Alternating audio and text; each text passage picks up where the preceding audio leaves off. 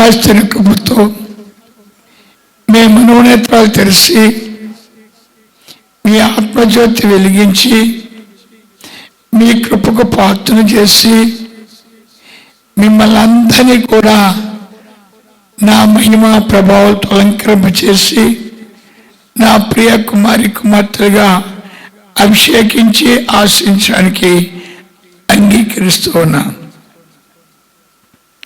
ఇదే యెహోవాకు సర్వీసును కొందనములు. యెహోవా తండ్రి యొక్క కృప, యేసు ప్రభు యొక్క దివ్య ప్రేమ, పరిశుద్ధాత్మ యొక్క శక్తి మనందరికీ ఎప్పుడు తోడే మనందరినీ ఎప్పుడు దీవిస్తూ ఆయన దివ్య కృపా మార్గంలో మనం పయనింపచేయను గాక. ఆమేన్. శివంగా తండ్రికి నిండి వందనాలండి. మీ అందరికీ నా ప్రియ వందనాలు చేస్తున్నాం. సాయంత్రంలో దేవుడు మాట్లాడే మాట, నా కంటికి మరుగైనది లేదు, నా కంటికి మరుగైనది లేదు. చాలా మంది క్రైస్తవులకి ఇది ఆశింది లేదు.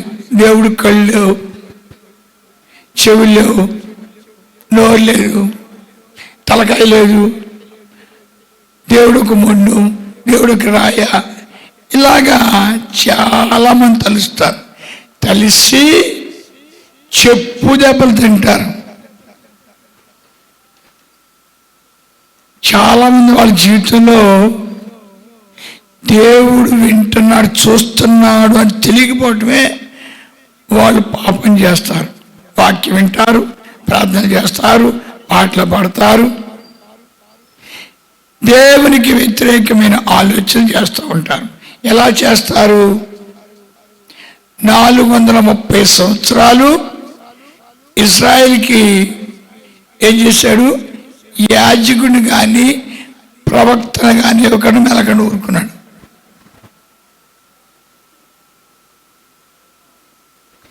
మనం అనుకుంటాం మన అబ్బాయి ప్రవక్త,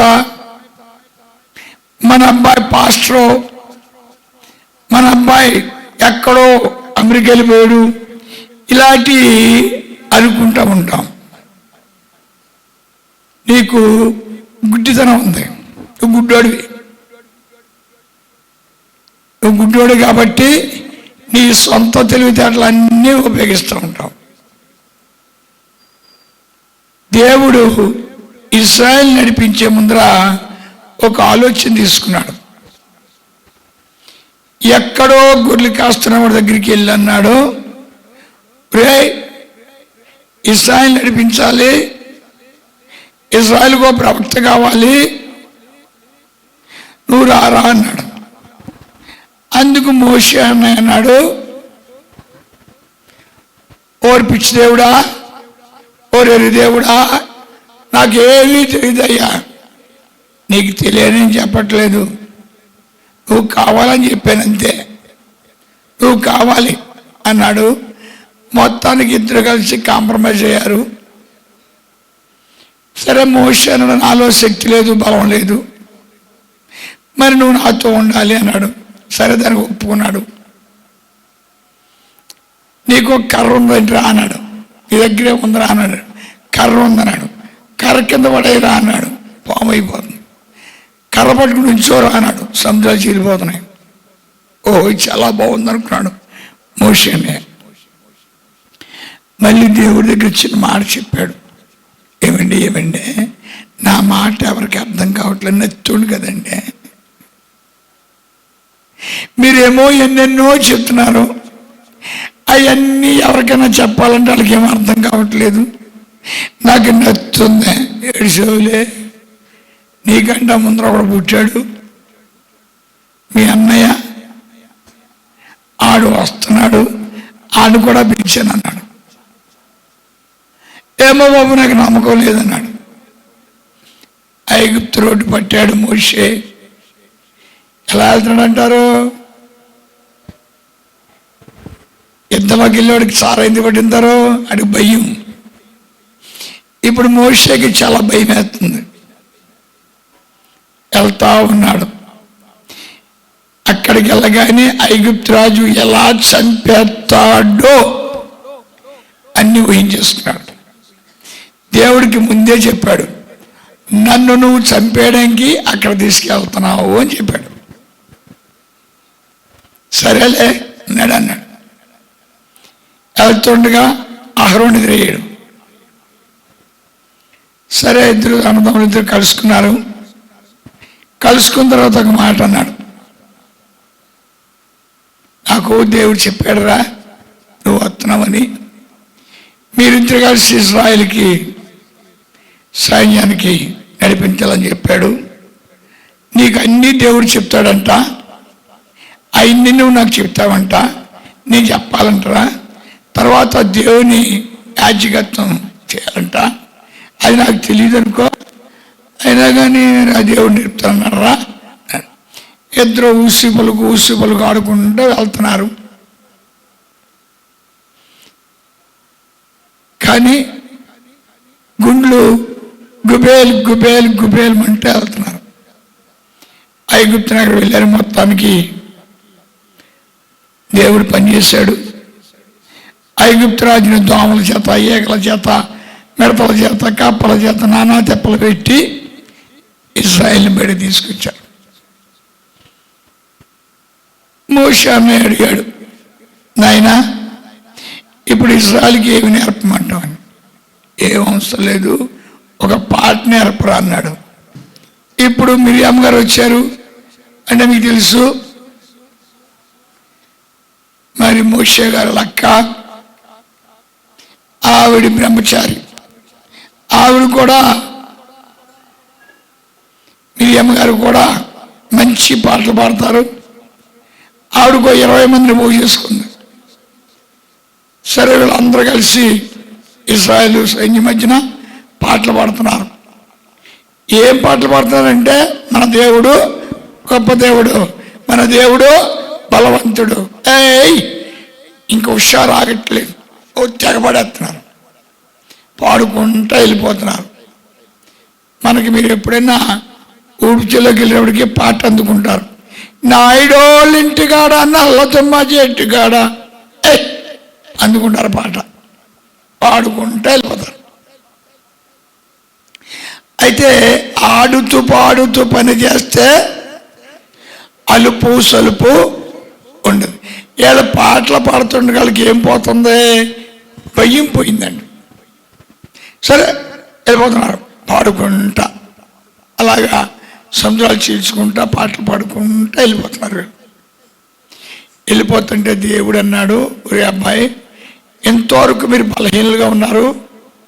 కారణం ఏంటంటే మీరు దేవుణ్ణి స్తుతి చేయకపోవటము, దేవుని ఆరాధన చేయకపోవటము, అదే మీ బలహీనత కారణం.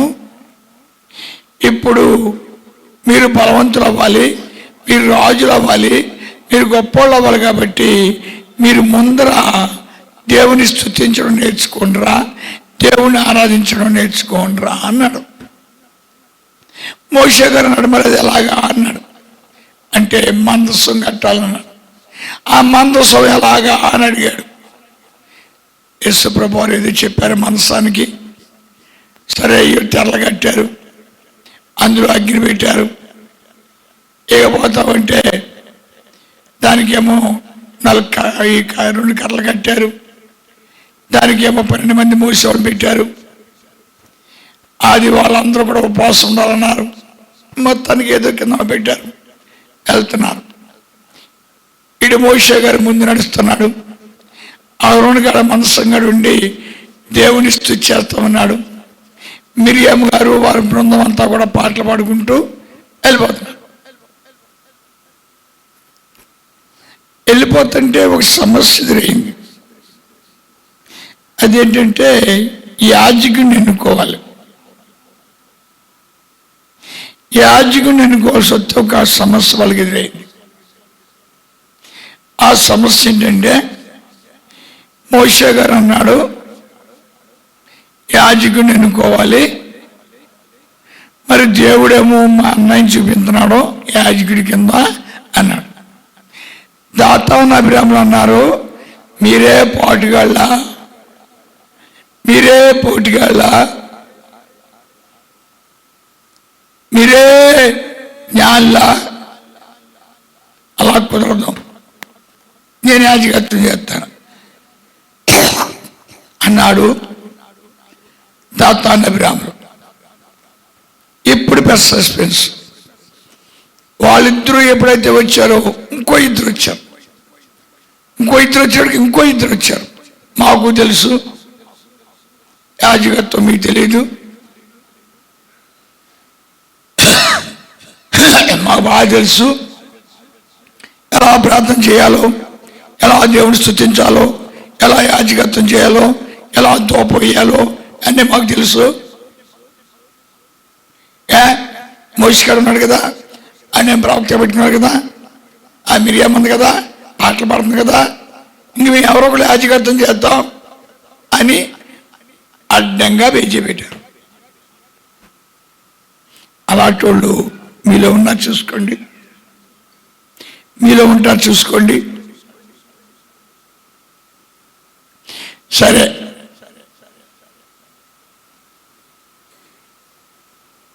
దేవుడిని అడిగాడు మోషే. మరి ప్రవక్తతో దేవుడు మాట్లాడతాడు కదా. మోషే అడిగాడు, నాయనా భయంకర ప్రళయం వచ్చేసింది, అంతర్యుద్ధం ప్రారంభమైపోయింది, నేనంటే నేను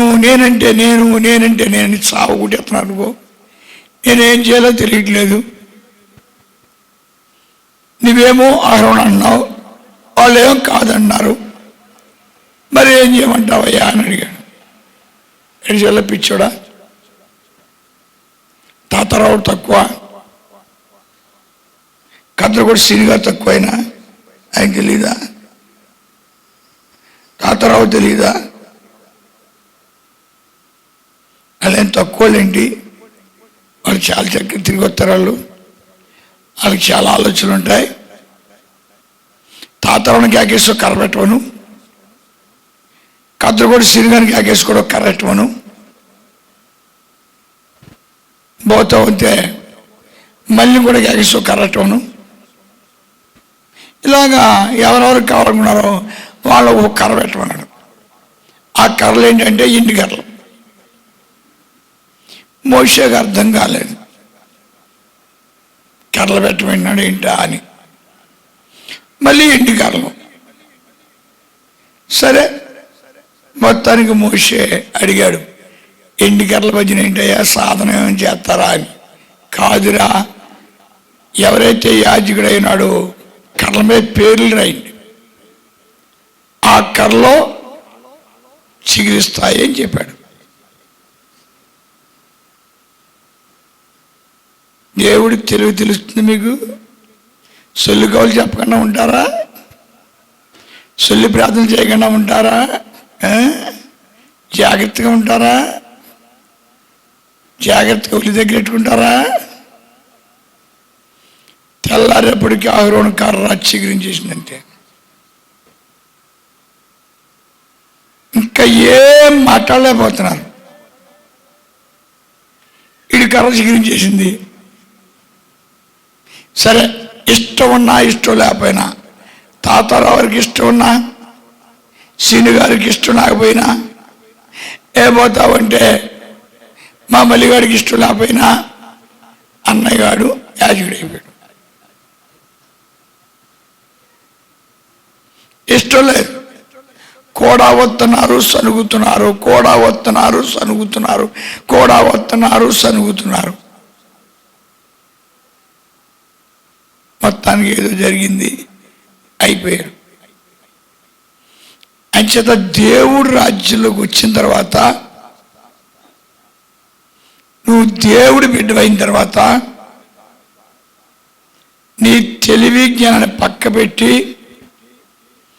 దైవ చిత్తం ఏమైందో అది కనుక్కోవాలి. కనుక్కోపోతే నీకు 32 పళ్ళు ఉంటే 32 పళ్ళు నాకు మళ్ళీ ఓడగొట్టేసి జేబులో పోసి పంపించేస్తాడు. ఆయన ఎవరో, ఆయనకి మరుగైనది ఏది ఉందా? ఏది లేదు. మరోసారి చెప్పాను, ఆ యోనాగాన్ని వెళ్ళి నేనేవో పట్టిన వెళ్ళేవారు అబ్బాయి, నినవ పట్టణం తరుడిపోతుంది, దాని బతుకు అయోమయం అయిపోతుంది, దాని బతుకు అంధకారం అయిపోతుంది, వాళ్ళందరూ ఉపవాసం ఉండమని చెప్పరా అన్నాడు. ఈడన్నాడు, నేను ఒకసారి వెళ్ళాను, వాళ్ళకు కానుకలు ఇవ్వట్లేదు, వాళ్ళు చెప్పిన మాట వింటలేదు, వాళ్ళు మొదలు ఎక్కువ, డబ్బులు ఉన్న వాళ్ళ దగ్గర, నువ్వు అన్నీ చేసావు, చాలా గర్వంతులుగా ఉన్నారు. నా ఇంటి పిచ్చోళ్ళకి కొంచెం గౌరవం పిచ్చండి, వందనాలు. అందరూ వందన పెట్టాలి, పిచ్చెట్టుకుంటారు. ఒకడో ఇద్దరు వందనాలు పెడతారు. ఎక్కడి నుంచి ప్రారంభం, నాకు వందనాలు, నాకు వందనాలు, నాకు వందనాలు, ఆడు వందనాలు పెట్టలేదు, ఈడు వందనాలు పెట్టలేదు అని గోల్ చేస్తారు. అలా గోల్ చేసినాడు ఎవడంటే హామాను. హామాను గోల్ చేశాడు. గోల్ చేసి ఆడ ప్రాణమే తెచ్చుకున్నాడు. ఎందుకంటే హామానికి పిచ్చి, వందనాలు పిచ్చి. ఆ వందనాలు పిచ్చి పుణ్యం అంట హామానికి అంతా ఉరికమ్మ ఎక్కాడు. షేక్స్పియర్ అంటాడు, due respect and take respect. ముందు నువ్వు ఒకరిని గౌరవించడం నేర్చుకో, దేవుడిని గౌరవిస్తాడు. నీవు ఒకరిని గౌరవించడం నేర్చుకోలేదు, నిన్ను ఎవడో గౌరవించడం. అంచేత ముందర నువ్వు చిన్నవాడిగా ఉండి అందరినీ సన్మానించినప్పుడు అందరినీ సన్మానిస్తారు. అర్థమైంది కదా? అంచేత యోనా వెళ్ళిపోతున్నాడు వాడకి. అందుజమ 1వ అధ్యాయం 7వ వచనం. అంతలో వాడవారు ఎవరిని బట్టి ఇంత కీడు మనకు సంభవించినది తెలియుటకై మనము చీట్లు వేతము రండని. ఇప్పుడు యోనా చెప్పాడు, నా వల్లే వాడ మునిగిపోతుంది. దైవాజ్ఞను మీరని కాబట్టి దేవుడు వాడను ముంచేస్తున్నాడు, అందుకు నన్ను తీసుకెళ్ళి నీటిలో పడమన్నాడు. వాళ్ళు ఎంత నీటి మంచులో చూడండి. మనం అయితే పచ్చగడ్డి, ఒట్టిగడ్డి, ఏ గడ్డి పడితే ఏ గడ్డి, ఏది పడితే అలాగా తెగ మాట్లాడేస్తాం. మన మాటలు ఎక్కువ. వాళ్ళు అన్నారు, నాయనా నువ్వు ప్రవక్త అన్నారు, నిన్ను నీటిలో పడితే మాకు దేవుడు శిక్షిస్తాడు, అందుకేం చేద్దామంటే సీట్లు వేసుకుందామన్నారు. సరే సీట్లు వేశారు. సరిగ్గా యోనాకు వచ్చింది సీటు. ఎవరికి వచ్చిందమ్మా? కెప్టెన్కి వచ్చిందా? షైలర్కి వచ్చిందా? ఎవరికి వచ్చింది? తెలుస్తుందా? దేవుని యొక్క ఆలోచన తెలుస్తుంది. నన్ను ముందుకు రానివ్వరు, నన్ను పక్కకి రానివ్వరు, నన్ను అక్కడి నుంచోనివ్వరు, ఎక్కడి నుంచోనివ్వరు, అలా మాట్లాడినెవరు, ఇలా మాట్లాడినెవరు, పెత్తనాలు వాళ్ళే చేస్తారు, వాళ్ళే ఎలా పోసుకుంటారు. ఎదవాగుడు అవుతావే, నీ బుద్ధి ఉందా? అలా అన్నదిన్నావా? బైబిల్ చదువుకున్నావా? ప్రార్థన చేస్తున్నావా? దేవుడి చిత్తం తెలుసుకున్నావా? ఇదిగో కరెక్ట్గా సీటు యోనాకు వచ్చింది. యోనాను తీసుకెళ్ళి నీటిలో పడేస్తారు. ఒకసారి దావీదు గారు మంచి భక్తుడు కదండి, దావీదు గారి గురించి ఒక మాట చెప్పాడు దేవుడు. ఆ చిన్న పొరపాటు తప్ప దావీదులో ఏది లేదు, ఎందుకు జరిగిందో అలా జరిగింది. దానికి తీర్పులోకి వచ్చేసాడు, శిక్షణ విధించేశాడు. కానీ దావీదు చాలా మంచోడు అనే ఒక దృక్పథం. దావీదు ఎప్పుడైతే దెబ్బతిన్నాడు, గొప్ప భక్తుడిగా మారిపోయి మౌన ప్రార్థన, కత్మాను మౌన ప్రార్థన.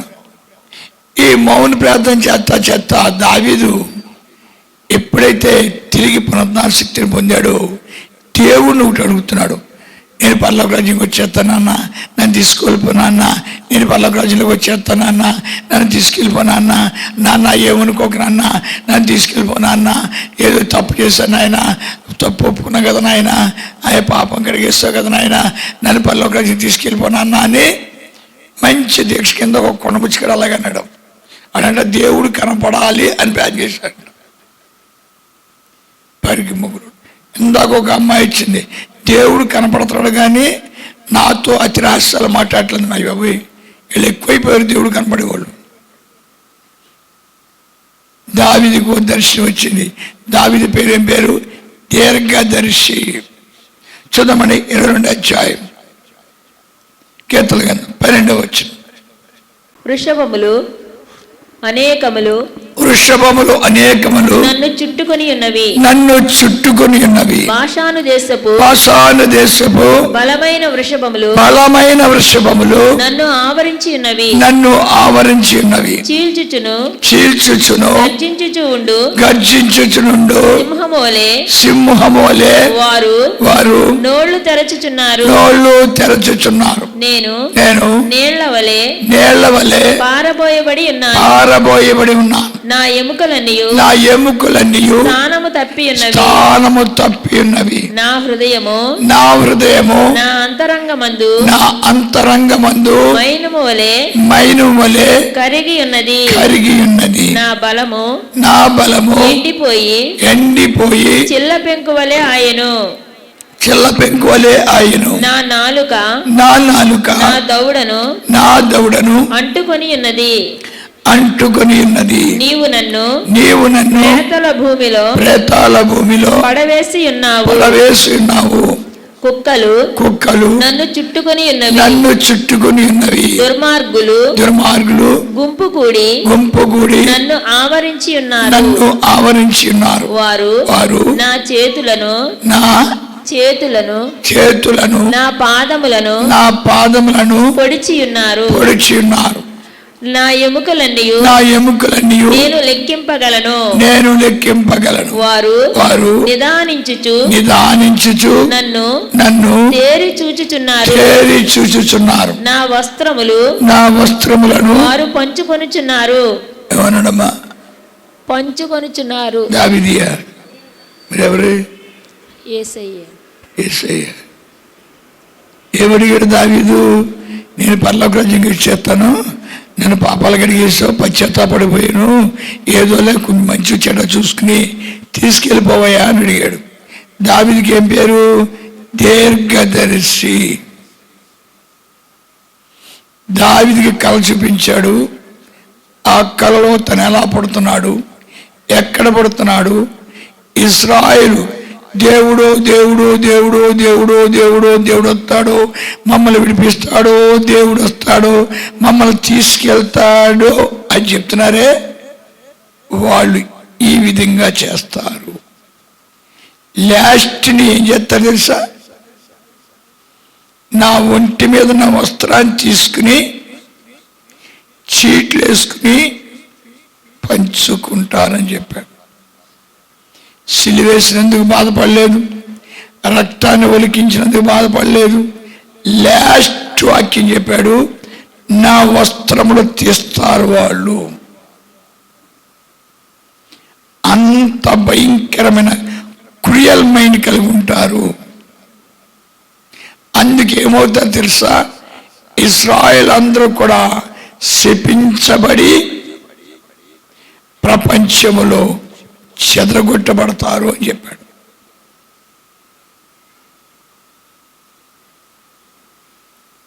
అవునా కాదా? దావీదు ఇంకేడుతానమన్నాడు, చెప్తానమన్నాడు. రే బాబు, దేవుడు పుడతాడురా, ఇలా కన్యగర్భాన పుడతాడురా, ఇలా ఉంటాడురా, మీరెవరు ఆయన జోలికి వెళ్ళకండిరా, ఆయన వచ్చినప్పుడు పూజ చేయండిరా, జాగ్రత్తరా, చాలా జాగ్రత్తరా, ఆయన పుడుతున్నాడురా అని దావీదుకి ఇప్పుడు చూపించాడు. 370 సంవత్సరాల ముందు చూపించాడు ఈ విషయాలు. దావీదు చెప్పేశాడు, అందరికీ చెప్పేశాడు, నాకు దైవ దర్శనం వచ్చింది, దేవుడు పుడుతున్నాడు, మరి ఆయన యెరూషలేం దేవాలయం గడే పుడతాడు, బెత్లెహేములోనే పుడతాడు, ఆయనకి ఇలా యేసు అని పేరు పెడతారు, అన్నీ చెప్పాడు. చూడు 27వ అధ్యాయము 35వ వచనం. మత్తాయి వారు ఆయనను సిలువ వేసిన పిమ్మట చీట్లు వేసి ఆయన వస్త్రములను పంచుకొనిరి. ఎందుకు చెప్పాడంటే ఈ మాట ఇక్కడ? ఇశ్రాయేల్ మధ్యకి దేవుడు రావడం గ్యారంటీ, ఇశ్రాయేల్ మధ్యన యేసు ప్రభువు రావడం గ్యారంటీ, తప్పలేదు. ఆయన ముందే చెప్పాడు, నేను నరుడుగా పడతాను, ఆదికాండం 3:15 చెప్పాడు, నేను నరుడుగా పుడతాను, సిలువమరణం పొందుతాను. యెషయా 53 చెప్పాడు, నేను నరుడుగా పుడతాను, సిలువమరణం పొందుతాను. అక్కడ ఆయన మానవుడికి వస్త్రం కప్పాడు, ఏం చేశారు? వస్త్రాన్ని తీశారు. రేపొద్దు నువ్వు అడగొచ్చు, దేవుడు ఇలా పుడతానని చెప్పాడు కదా, ఇలా సిలువమరణం పొందుతానని చెప్పాడు కదా, రక్తాన్ని ఉరికిస్తానని చెప్పాడు కదా, మరి దేవుడు ఇశ్రాయేలుని ఎందుకు శపించాడు అని నువ్వు పెద్ద దీర్ఘం తీయచ్చు, పెద్ద మూతి మన కళ్ళ పెట్టి. ఆయన అన్ని బాగా చెప్పుకొచ్చాడు.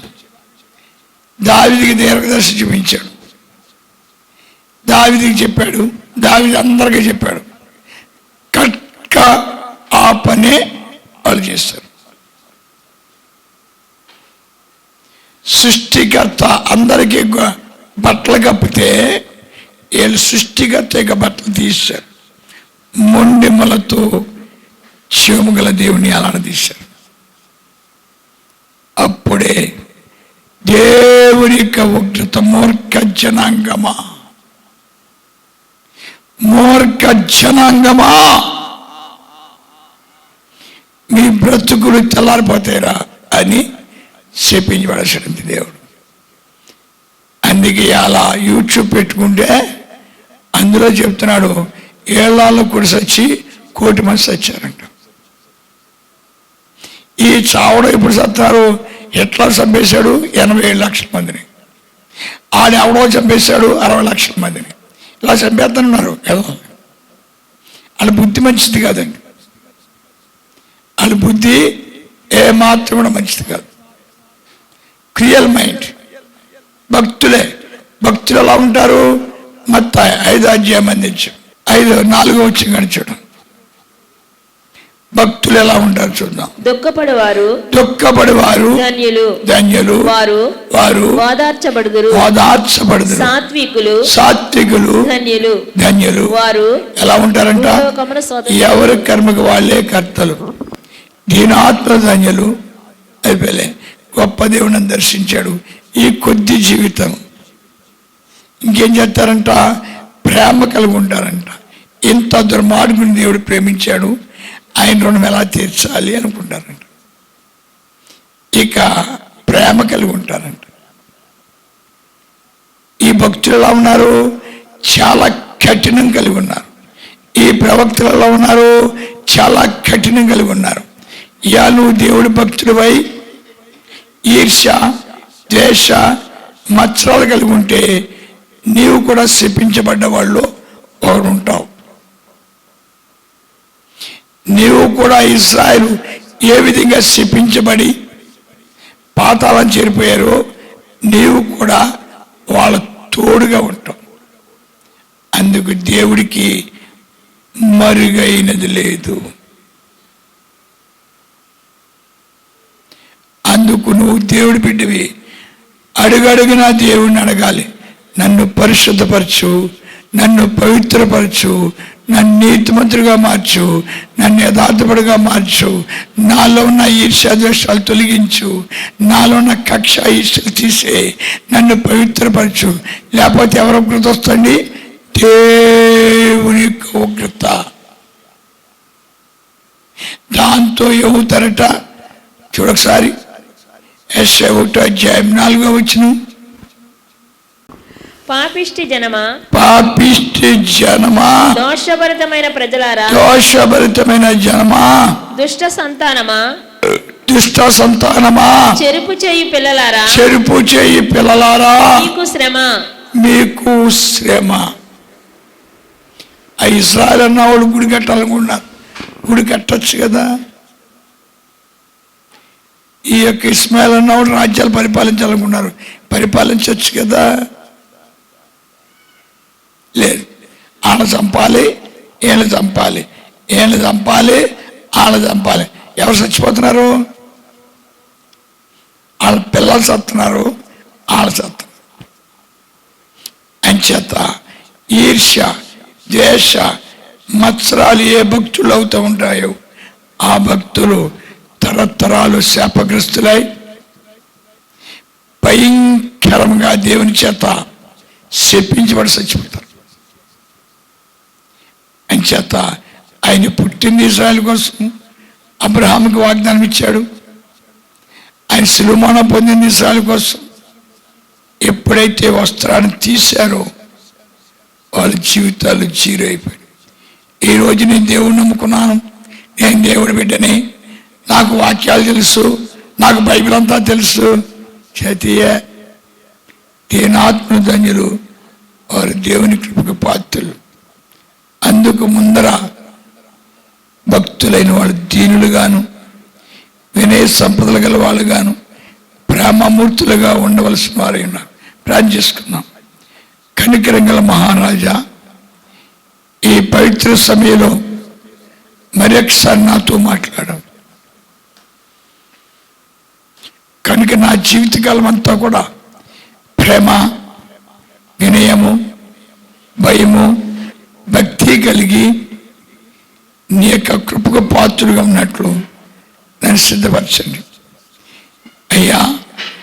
ఈ లోకంలో మీ సంపాదన కాదు, మీ సంపాదించవలసింది భయము, భక్తి, వినయము, నమ్రత. అట్టి దివ్య గుణాలు బిడ్డలకి అందరికి ఇచ్చి రాబోయే ఆపదను తప్పించమని నీ ప్రేమ గల దీపాలు సమర్పిస్తూ యేసు నామమున బతిమాలు వేడుచున్నాం తండ్రి. ఆమేన్. హల్లెలూయా, హల్లెలూయా, హల్లెలూయా.